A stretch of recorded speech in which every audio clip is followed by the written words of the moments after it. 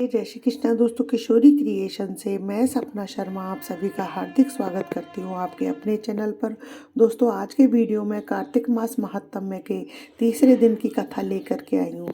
इससे पहले के कार्तिक मास महात्म्य के 2 अध्याय के वीडियो जो है मैंने मेरे चैनल पर डाले हुए हैं। आप उनको मेरे चैनल पर जाकर देख भी सकते हो और श्रवण भी कर सकते हैं।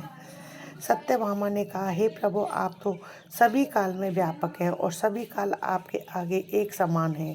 फिर यह कार्तिक मास ही सभी मासों में श्रेष्ठ क्यों है? आप सब तिथियों में एकादशी और सभी मासों में कार्तिक मास को ही अपना प्रिय क्यों मानते हैं? इसका क्या कारण है, यह मुझे समझाइए। भगवान श्री कृष्ण ने कहा, हे भामिनी, तुमने बहुत अच्छा प्रश्न किया है। मैं तुम्हें इसका उत्तर देता हूँ, ध्यान पूर्वक सुनो। इसी प्रकार एक बार महाराज बैन के पुत्र राजा पृथु के प्रश्न के उत्तर में देवर्षि नारद से प्रश्न किया था और जिज्ञासा उत्तर देते हुए नारद जी ने उसे कार्तिक मास की महिमा बताते हुए कहा, हे राजन, एक समय शंख नाम का एक राक्षस बहुत बलवान एवं अत्याचारी हो गया था। उसके अत्याचारों से तीनों लोकों में त्राही त्राही मच गई। उस शंखासुर ने स्वर्ग में निवास करने वाले देवताओं पर विजय प्राप्त कर इंद्र आदि देवताओं एवं लोकपालों के अधिकारों को उनसे छीन लिया।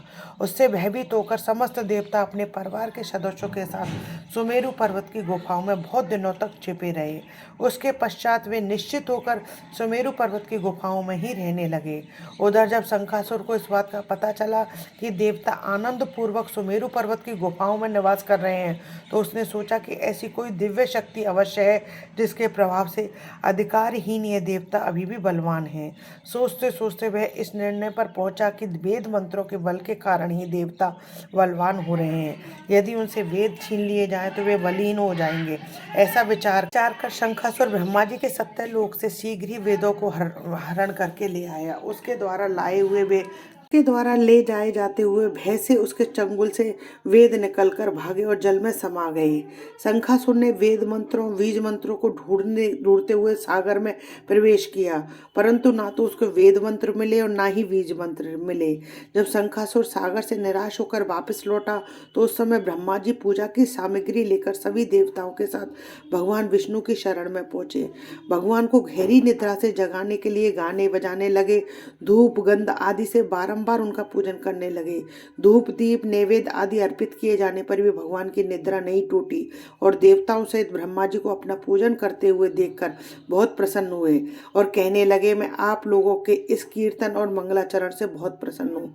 आप अपना अविष्ट वरदान मांगिए कि आप यहाँ किस कारण आए हैं, मैं अवश्य ही उसे प्रदान करूंगा। जो मनुष्य अश्विन शुक्ल की एकादशी से देवोत्थान एकादशी तक ब्रह्म मुहूर्त में उठकर मेरी पूजा करेंगे, उन्हें तुम्हारी ही भांति मेरे प्रसन्न होने के कारण सुख की प्राप्ति होगी।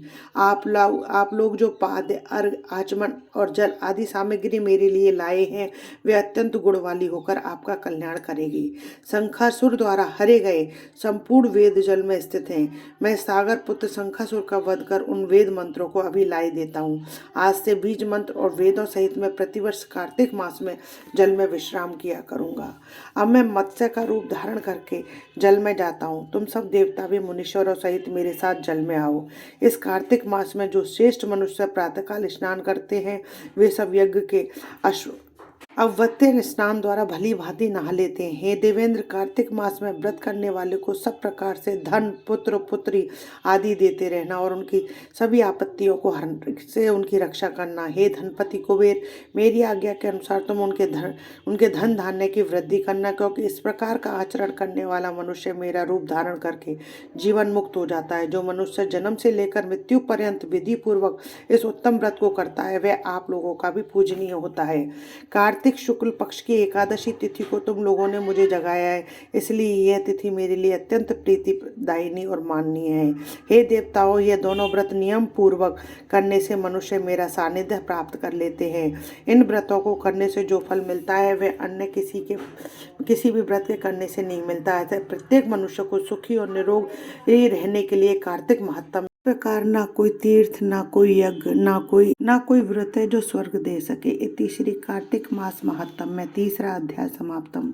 दोस्तों, यदि आपको मेरा ये वीडियो अच्छा लगे तो इसे लाइक और शेयर कीजिए अपने फैमिली और फ्रेंड में ज़्यादा से ज़्यादा। यदि आपने अभी तक मेरे चैनल को सब्सक्राइब नहीं किया है तो उसे सब्सक्राइब करना ना भूलें। पास ही में बेल आइकन को दबाएं जिससे मेरे आने वाले हर नए वीडियो का नोटिफिकेशन आपको मिल जाए। और साथ ही कमेंट्स बॉक्स में जो है राधे राधे अवश्य लिखें। हिंदू धर्म, रीति रिवाज, कथा कहानी जानने के लिए मेरे चैनल पर बने रहने के लिए बहुत बहुत धन्यवाद। जय श्री कृष्ण दोस्तों, राधे राधे।